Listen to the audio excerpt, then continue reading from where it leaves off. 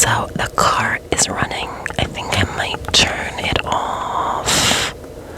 I don't know how that's gonna go, but because I'm not gonna have any air. But I didn't want the vent running too much anyway. It's not too loud outside. It's about 5:45 p.m. and it's really nice outside. It's 67 degrees, and yeah, it's really nice. So I was thinking about maybe doing a ramble. I had wanted to do a tribute for my cat, Stanzi, because we're about to hit the 1-year mark. She was 15. She passed last year in May 10. And I kind of wanted to just whisper ramble about her as like a little tribute, and also you can listen to it while you're trying to sleep or study or just zone out, whatever. But I don't have like the pictures on me really. Well, I do have one actually right next to me. I mean, I could make it shorter. I had like a collage, but I might just make the cover like the thumbnail pictures of her, so you can see pictures of her, and that'll be easier. And then when I do the this is still the intro, by the way. When I do the psych nurse video, somebody had asked for some information on being a psychiatric nurse and going directly from school into that specialty. So I was going to do that and add some pictures into the actual video. So that was coming. I mean, I have a whole list, but just ask or comment if you want me to add something. There's some cars driving by, but I'm hoping it doesn't get too loud. And I will not go on for too long because it's already hot in here. I'm afraid to open the door. I feel like that's going to be really loud. Maybe I could start the engine again so I have some. I'm trying to figure out how loud the engine actually is. Well, I know that beeping is loud, but not sure why it's beeping so much. There is now a little bit of vent running. Oh, well, let's see. Hopefully it'll come across as white noise. Just let me know if it does not and it's bothersome. I love doing car videos, so I will do another car video and I will turn the engine off and the vent off. So just give me some feedback, some comments. Please like and subscribe if you feel inclined. I am so very grateful for everyone that watches my videos. So grateful. Always willing to learn, always willing to take requests. Okay, so this is actually like a memorial. It was a keychain, but it's like a memorial. So it has her name on it, and it says Stanzi, and it has a picture of her. That's just a picture of her when she was laying down. And then the site that I got it off of. Sorry about my nails. I'm missing. I still have this one because I was taking them off last night. Anyway, this particular ornament, they put angel wings, just around the picture of her. So she was a tuxedo cat, and I never called her that though. I used to tell her she looked like a cow. Just seems she was a tiny cat even as an adult, but because she was black and white, I'd be like, you look like a cow. And I had many nicknames for her. I got the vent really low, but I feel like I can still hear it. I did not have her whole life. She belonged to my cousin's cousin. And when she left her with my cousin, I was living with my cousin, and I bonded with her and we became buddies. She was very, very unique. She was a very unique cat, very, very sweet and cuddly, and she took to me right away. She just loved people. Unlike most cats, I mean, she gravitated toward people. And she like my room, my area when I lived there was in the basement, so she lived in the basement. So it was like we just spent a lot of time together. And she would sleep literally on my back or my neck or my stomach, but she was always like on my body. Sorry, a little bit of I feel like I have reflux. I just don't want that to be added to the sounds. I do have iced coffee next to me. It doesn't feel like an iced coffee day for the video, but because I'm talking about Stanzi, but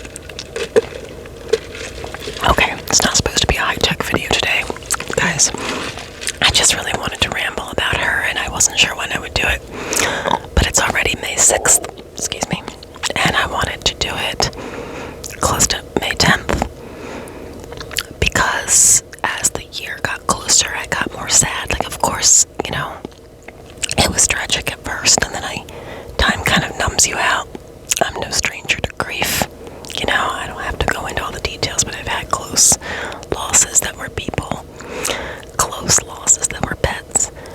And I find my grief to be, so this is how I say it, right? Because as a child, I bonded with animals more so than people.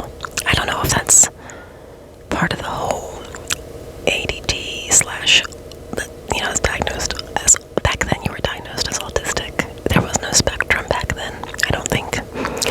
I don't know exactly what I have, but I have something. I process differently. My social abilities are different. And I feel like I bonded with animals so deeply and unconditionally, starting from a very young age, whereas people were way more complicated. And there's that ego, and it's not just their ego, it's my ego. So if you're friends with somebody or you're dating somebody, there's their wants and desires and your wants and desires and their ego and your ego. And I mean, I have great relationships with people, so I'm not diminishing that. But I will say, with animals, it just comes naturally, and it's deep, and it's intense, and it's beautiful, and it's unconditional, and it feels like a deep kind of love. Like, I would call it divine love. It feels like, because there's no ego, it's just cleaner. I don't know, brighter, shinier. I'm not sure what the right word for it actually is. So, with that being said, just excuse my nails. With that being said, my pet losses, my dogs. I've only really lost like 2 cats because I was never a cat person until Stanzi. I had a cat that wasn't mine that I lived with when I was young, named Luigi, who I bonded with. I think he only hung out with me though because he was cold all the time, so it may not have been a reciprocal bond. So with Stanzi, it's like it just came so easily, and she would just stare into my eyes, and I feel like it would become meditative, like our time together, you know what I mean? Like you're just connected to something greater. I don't know. It always felt wonderful. She's so sweet, and she had like appetite control, like you could leave food out. She didn't like being alone, so she would wait to eat until like I would work night shift, and I would come into the basement, and she would like wait to eat her food until I got down there. She was a funny cat, a little bit like a dog, with the way she was so inclined toward people. One time she got out by accident when we were living there, and she immediately went to my other cousin's window and started crying and hitting the window because she knew he was in there. And he did. He went outside and got her. She lived outside for a period of time, like in and out. She was a bully. She would chase other cats off of the lawn, off of the porch for being a small girl. She had a real issue with other cats her whole life. Her original owners, when they split up, one of them wanted to take her back, and he tried, but she kept attacking his other cats. So she was a cat hater. She was the sweetest girl, but her fault was that she was definitely a cat hater. Let's see what else. So, needless to say, we cuddled. She slept with me in the bed, and she became my little buddy while living there. And it really helped timing-wise because my dog, Charlie, who, by the way, was a Korean Jindo. Look up the breed if you're familiar. They get mixed up with white German Shepherds. And they're not all white either. Some of them are like cream-colored or different colors. But Charlie had been labeled a white shepherd mix. Come to find out, he was a Korean Jindo, and their breeds are very specific, and they have high prey drive. They kind of remind me a lot of like a husky, except they're not as loud.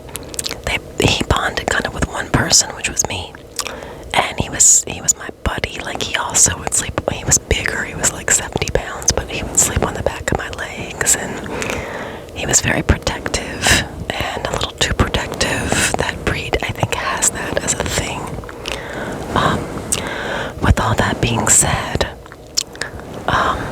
he passed away from cancer in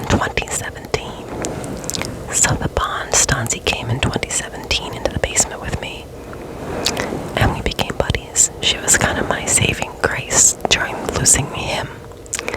And what I was going to say before about loss and grief is that with losses that were people, because I feel like a few times in my life, at least twice, I've lost the most important person that I had at that time.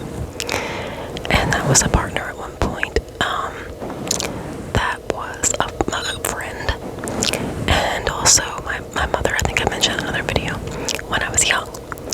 And it's more complex of a loss. It's intense and complex.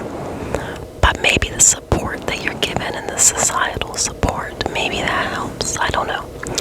Time does the same kind of numbing out, but I don't believe that you ever get over these. You shouldn't. I mean, how could you ever get over something like that? It's just a process. You just learn to accept, and you learn to live with it, and you carry it with you always. And that's my truth.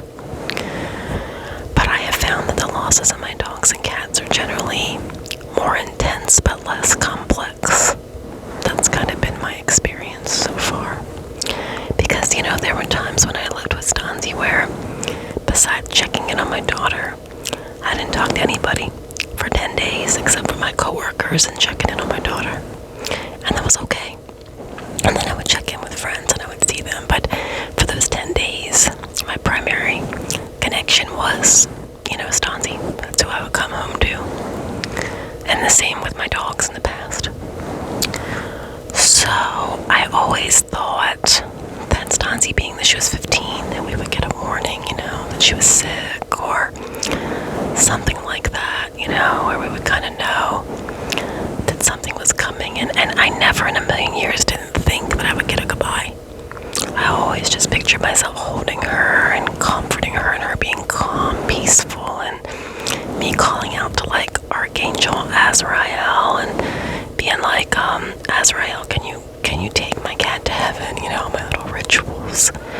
So I feel like I was blindsided by how she passed, and I think that's what's caused the immense amount of pain. And it got triggered by this almost year anniversary, because last May there's Nurses Week, and we're about to come into Nurses Week. I think we're in it right now. I think this is Nurses Week. So last year during Nurses Week, that's all I was thinking about. I wasn't thinking about Stanzi because nothing was wrong with her, and I was preoccupied with fitting into a dress and looking nice for my daughter's high school graduation. Now these are normal things, right? I mean, there's nothing wrong with them inherently, but I have a lot of guilt because I feel stupid and silly when I think, who cares about that stupid dress? Like, you are more overweight then, who cares? Just buy a dress in your size and you'll look nice, do your hair, do your makeup. And as for Nurses Week, there's nothing wrong with celebrating that. I'm proud. But because I didn't know those were the last couple of days I was ever going to have with Stanzi, it kind of haunts me, even though I realize it's not actually my fault. So that's kind of the first thing. But I think this particular loss is more intense than even my other dog losses because of the way it happened. And I won't go into too much detail, but trigger warning, if you get bothered by things that happen to pets that are tragic and sad, you might want to just stop watching now, because I will say kind of what happened, and we'll leave it at that.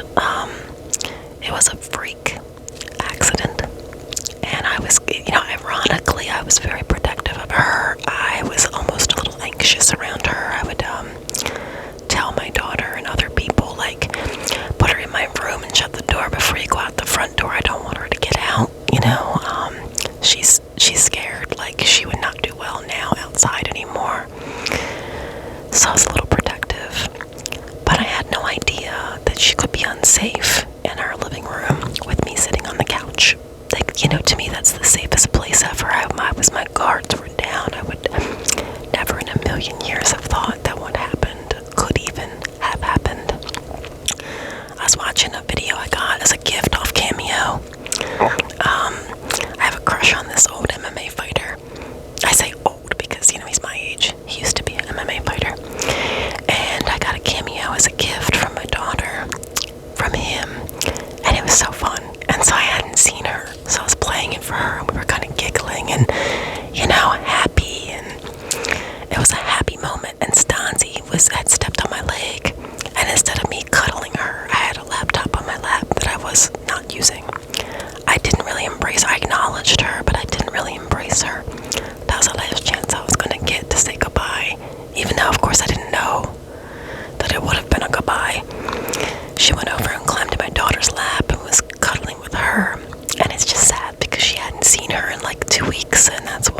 always doing that. That's the kind of cat she was. She was very, like I said, in love with her people.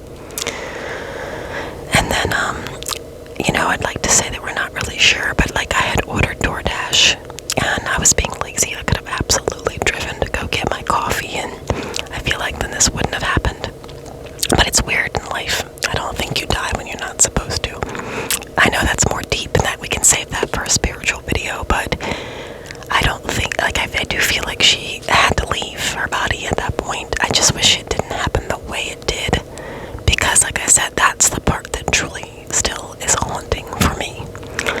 So I stopped brushing because there was people walking by the car, and it was the same two people. They walked up, they walked back, they walked up, and they walked back.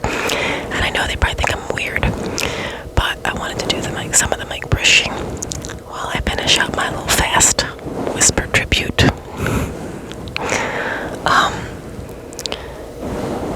My daughter jumped up to get the door for me, and I had asked her to. I had said, can you get the stuff? I got the laptop on my lap.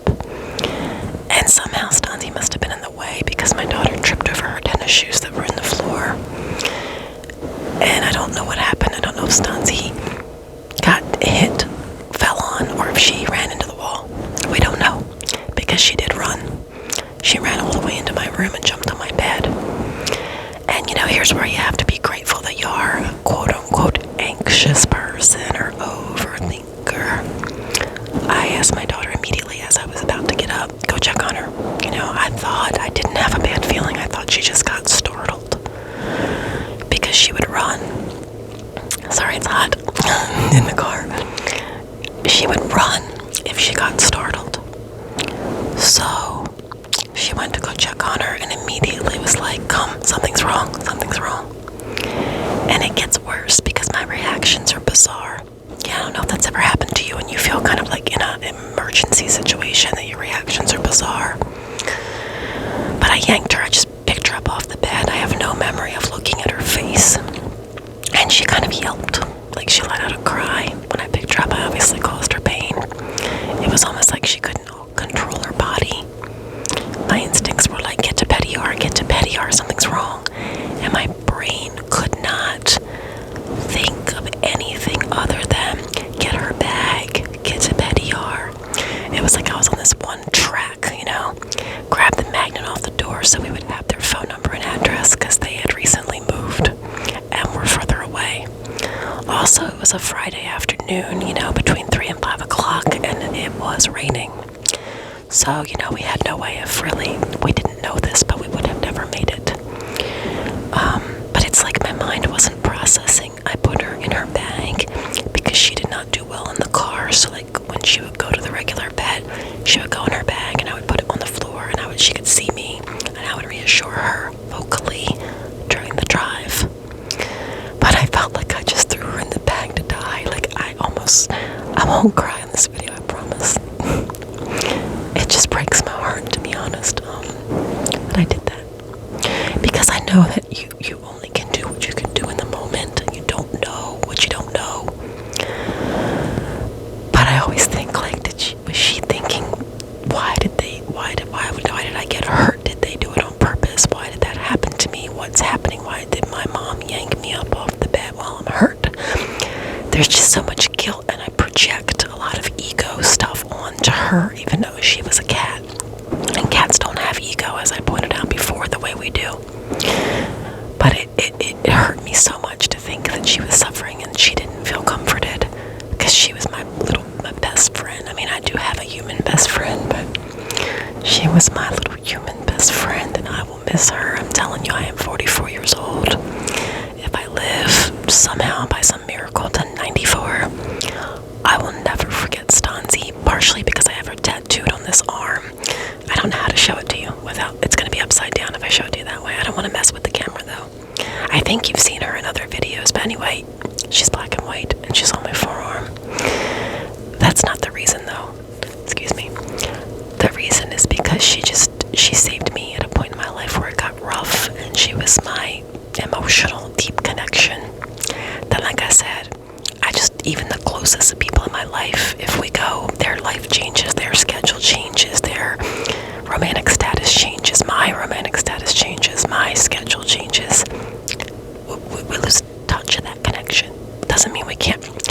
rekindle it when we meet up, but with my pet, with Stanzi specifically, and with other pets, it's constant. Usually we live together. That connection is constant, lacking in ego, etc., etc., like I mentioned earlier. So, I don't know exactly what happened to her. I